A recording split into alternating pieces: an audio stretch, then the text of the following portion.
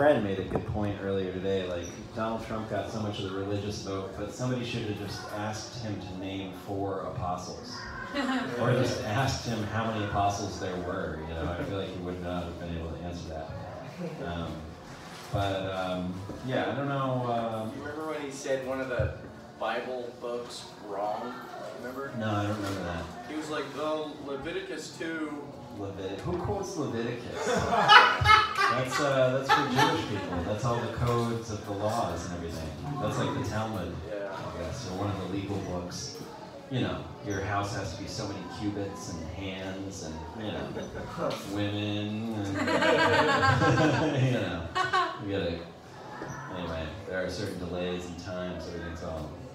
I'm trying to be a more sensitive friend, you know. I've been called out for being aloof, you know, and kind of distant, not really vulnerable, you know. For instance, you know, like, this is the kind of guy I am. Like, my brother was going through kind of a period of depression, you know, and I saw him eating. We were living together at the time. I had gotten out of college, and we were both just adult losers living with our mom. And he had opened a can of food. I don't know, maybe we'll call it green beans. Okay, so he's opening a can of green beans, peels back the metal lid, and just dips it back into his face. Right? So I look at him and I tell him, I'm like, a suicide has more pride than you. Right? To try and like shake him out of it, you know? And that was a rock bottom moment for him. So after that, you know, that did something.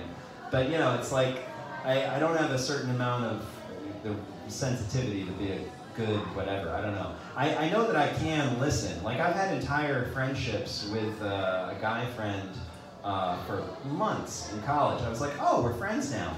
But later on, when he didn't answer my text, I realized that was 3 months of him complaining about his girlfriend who recently dumped him.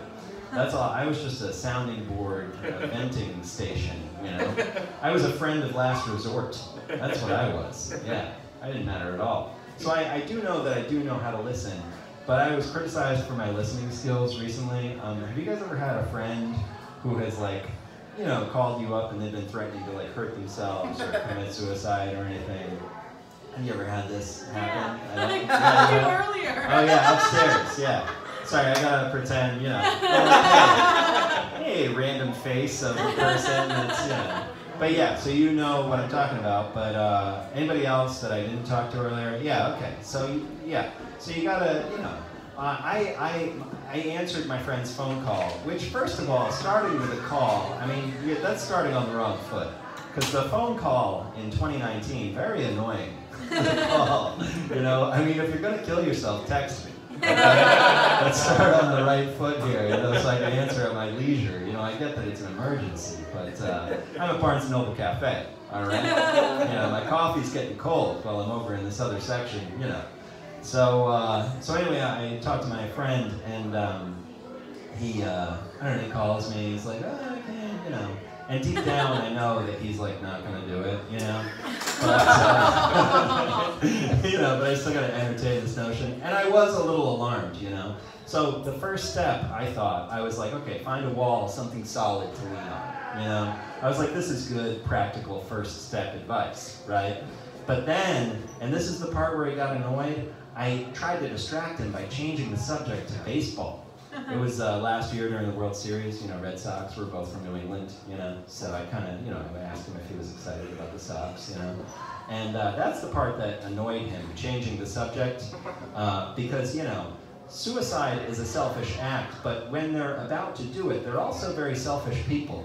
They don't want to talk about anything else, you know, they hesitate to be distracted this way, and, you know, he's still alive. I mean, that's the most important thing, right? But the fact that he didn't like the way that I persuaded him to stay alive really underscores that he wants to live, but not at any cost. You know what I mean? I don't know. But anyway, thanks for letting me work that out. I'm running out of time, I'm sorry. Okay, thank you. Good morning, everyone.